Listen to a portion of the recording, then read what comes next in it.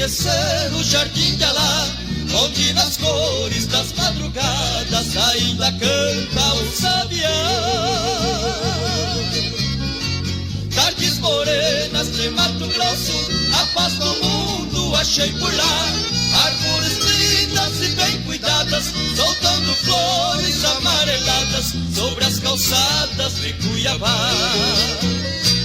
Domingo triste da despedida, chora a viola lá do Crispim.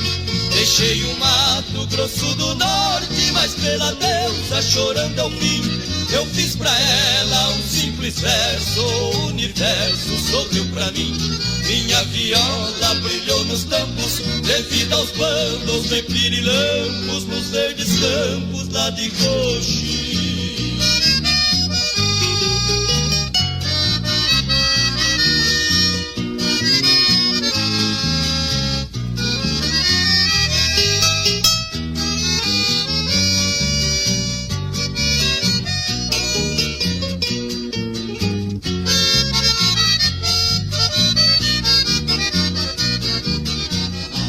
A nova aurora tão radiosa aconteceu e segui além.